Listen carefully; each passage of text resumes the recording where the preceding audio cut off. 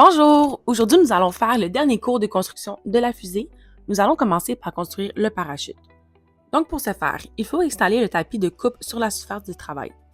Nous allons commencer avec une feuille de papier. Suivez les mêmes étapes que vous voyez à l'écran pour pratiquer sur la feuille de papier et ensuite, vous pourrez le faire avec votre sac en plastique.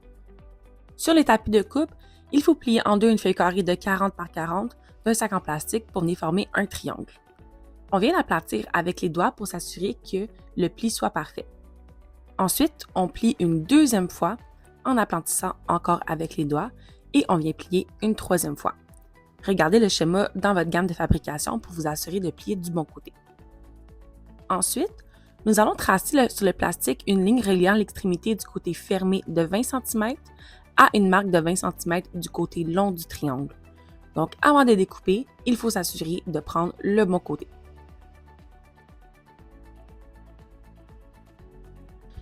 Je prends ici ma règle de sécurité et je viens mesurer 20 cm sur le côté long. Donc, je viens marquer avec le crayon la mesure. Par la suite, je viens relier ma mesure jusqu'à la pointe du triangle. Je viens découper avec le couteau à lame rétractable sur la ligne tracée. Astuce, faites des mouvements légers pour être plus précis dans la coupe. Donc, je viens repasser autant de fois que nécessaire pour pouvoir découper le sac. Maintenant, je devrais être capable de déplier le plastique que j'ai coupé. Donc, je prends les coins pour le déplier. Je devrais avoir un résultat qui ressemble à celui que tu vois dans cette vidéo. À l'aide d'un crayon à mine et d'une règle, nous allons percer un trou de 1,5 cm du bord du sac en plastique à chaque pointe de l'octogone.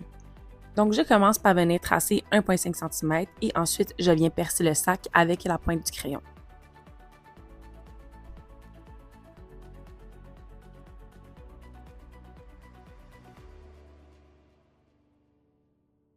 Je vais recommencer cette étape pour chacun des coins de l'octogone. Lorsque c'est terminé, je vais prendre la corde de coton et couper un morceau de 15 cm de longueur et ensuite la mettre de côté.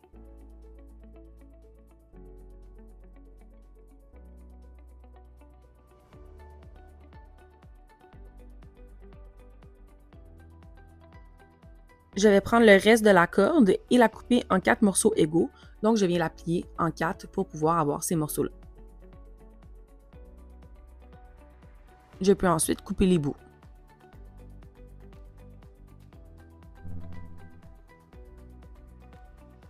Je vais attacher les deux bouts d'une des cordes à deux pointes proches l'une de l'autre du plastique, comme sur le schéma que tu as dans ta gamme de fabrication.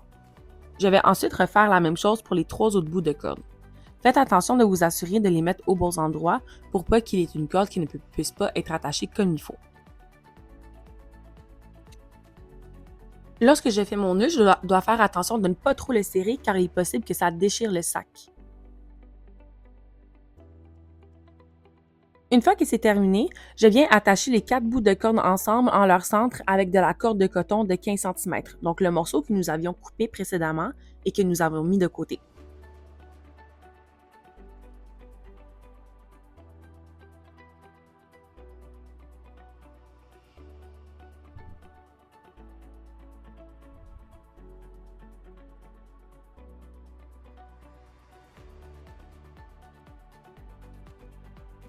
Une fois que c'est terminé, je devrais avoir un parachute qui ressemble à celui que tu vois à l'écran et je vais venir attacher l'extrémité, donc le bout libre de la corde de 15 cm au milieu de l'élastique de couture que nous avons déjà mis dans notre fuselage, donc dans la fusée.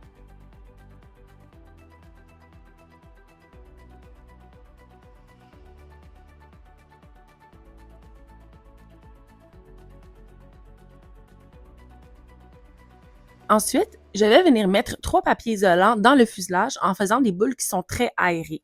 Ça veut dire qu'il ne faut pas compacter le papier. On essaie de le laisser le moins compacté possible.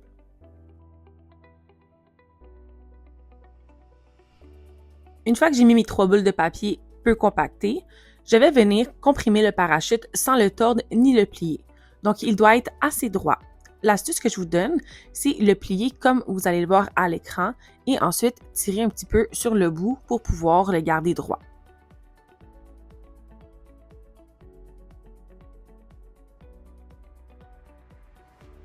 Je l'insère droit dans la fusée en commençant par les cordes, c'est très important. Il ne faut pas que les cordes soient par-dessus le parachute car ça pourrait entraîner des problèmes lors du lancement de la fusée. Une fois que mon parachute est entré, je peux venir ajouter la tête en faisant attention de bien rentrer l'élastique.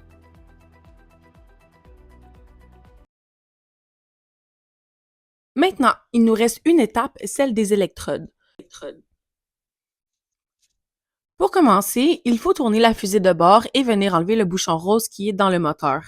Faites attention à bien conserver ce bouchon, nous en aurons besoin par la suite. Nous allons ensuite prendre les électrodes et insérer la tige à l'intérieur du moteur. Une fois que cette étape est faite, nous allons rajouter le bouchon rose par-dessus pour le sécuriser. Je viens ensuite déplier délicatement mes électrodes dans les côtés opposés. Voici à quoi devrait ressembler la base de votre fusée. Bravo, tu as terminé ta fusée!